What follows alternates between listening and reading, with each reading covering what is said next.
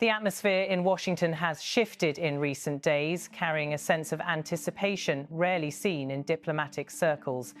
Inside the White House, where global crises often collide with political realities, preparations are underway for a moment that officials are already calling historic. On Thursday, President Trump will host the presidents of the Republic of Rwanda and the Democratic Republic of Congo to sign the historic peace and economic agreement that he brokered.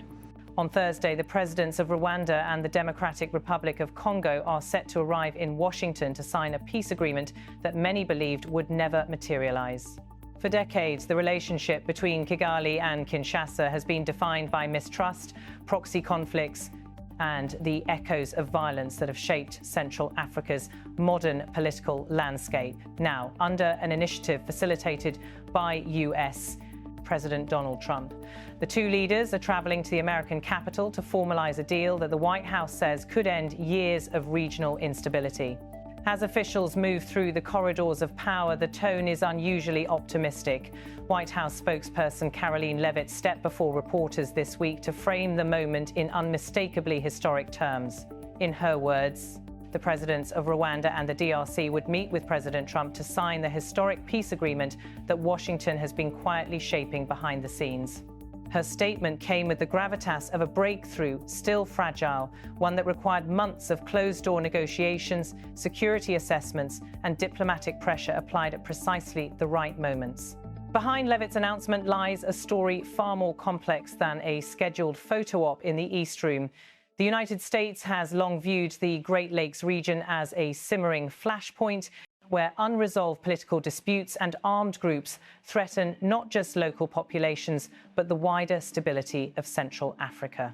The conflict in eastern Congo alone, home to dozens of militias, long-standing grievances, and competition over mineral-rich territories, has drawn repeated international concern.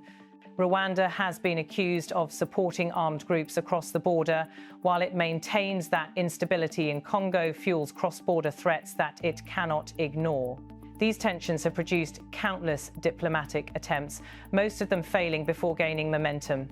Yet something has shifted in recent months. Regional observers say Washington saw an opportunity where others saw stalemate.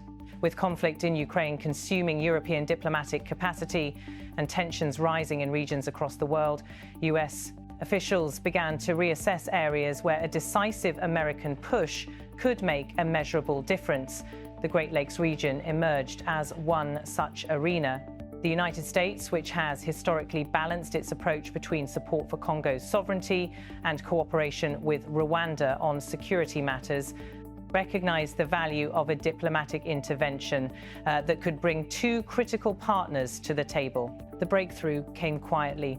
American envoys, backed by Trump's senior advisors, held rounds of shuttle diplomacy, working to narrow the gaps that had repeatedly derailed previous peace efforts. It was only in the last several days that the White House confirmed publicly what insiders had begun to whisper, that both presidents were willing not only to negotiate but to finalize an agreement on US soil. Leavitt's announcement solidified the moment, underscoring that the American president himself would receive the two leaders to witness the signing. It signaled a deliberate effort by Washington to frame the deal as a signature diplomatic achievement. For residents in both countries, the prospect of such an agreement carries extraordinary meaning. In Rwanda, memories of the genocide still inform the country's national security posture, shaping its perceptions of threats beyond its borders. In the DRC, millions have lived through repeated cycles of violence, displacement, and political instability, with entire communities suffering the consequences of a conflict that rarely receives the global attention it deserves.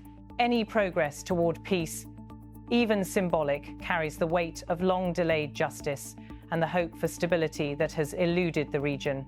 As the White House prepares to host the two presidents, attention is shifting to the terms of the agreement itself. Although the full text has not been released, sources close to the negotiations suggest that the deal will include commitments from both sides to prevent armed group activity across borders, increase intelligence cooperation, and create a mechanism for joint security and economic development in the contested Eastern Territories.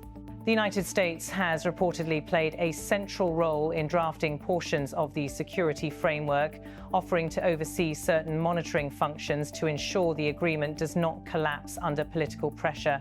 Trump's involvement, while surprising to some, aligns with the administration's broader strategy of pursuing highly visible diplomatic moments.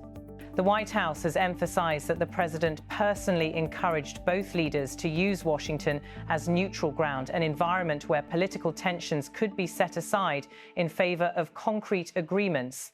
Levitt's comments reflect this approach, framing Trump as the facilitator whose intervention turned prolonged conflict into the possibility of reconciliation. As preparations continue, officials from AFP-TV and AFP have been documenting reactions, capturing statements, and tracking the evolving narrative surrounding the upcoming ceremony. The soundbite from Karoline Levitt marks one of the clearest public signals yet that Washington believes the deal is ready for signature. Her tone was confident, projecting a certainty that is not always associated with peace agreements in this region. She described the planned event not simply as diplomatic progress, but as a turning point shaped by direct U.S. engagement. That confidence, however, rests on delicate ground. Regional analysts warn that peace agreements involving Rwanda and the DRC have a long history of collapsing under the weight of mistrust, conflicting military interests, and the volatile landscape of eastern Congo. Even if the president signed the deal in Washington, implementation will depend on the actions of military commanders, provincial authorities, and community leaders far removed from the diplomatic spotlight. Still, American officials argue that having both leaders travel to the United States together is itself a powerful symbol, one that could shift political dynamics at home and create a new foundation for collaboration. On the ground in Kinshasa and Kigali, reactions have been mixed but cautious. Supporters see the agreement as an overdue step toward resolving one of Africa's most entrenched conflicts. Critics worry that the deal may force compromises that fail to address the underlying causes of violence or the needs of local populations. Some Congolese politicians fear that Rwanda's influence over certain armed groups has given it leverage that could translate into political advantage under the new framework. Rwandan officials counter that their country has long been mischaracterized by international observers and that cooperation with Congo is essential for long-term stability. In Washington, those debates are secondary to the immediate goal, securing a signed document that reflects the commitments of both nations. As the White House finalizes the logistics of the ceremony, U.S. diplomats emphasize that this is not an endpoint, but the beginning of a broader strategy to support peace in the region. American officials are expected to announce additional measures, including development funding and expanded regional dialogue to help sustain the agreement once it is in place. The signing ceremony will draw intense international attention, not only because of what it represents, but because of who is positioned at the center of it. For President Trump, the moment offers an opportunity to highlight a diplomatic win during a period marked by complex global challenges. For the leaders of Rwanda and the DRC, it provides a platform to show their people and the world that they are willing to step beyond decades of conflict to pursue a shared vision of stability and cooperation.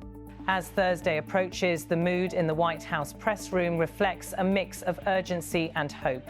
Journalists analyze each new detail, seeking to understand whether this agreement will be different from the many before it. Officials maintain that the American role symbolized in Karoline Levitt's concise and confident public announcement has shifted the political environment in a way that previous efforts did not.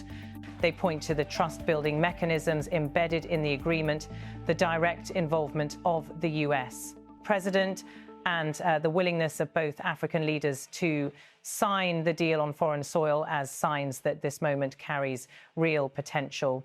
For the people of Rwanda and the DRC, the upcoming ceremony represents more than a diplomatic achievement.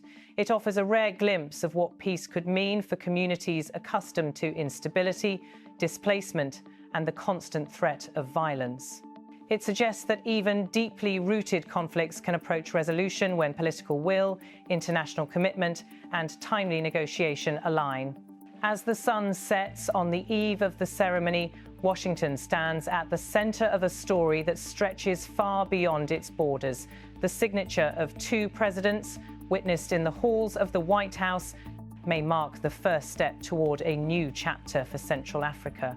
The coming days will determine whether this historic moment becomes the foundation of lasting peace or another chapter in the long, complicated history of a region still struggling to emerge from the shadows of its past.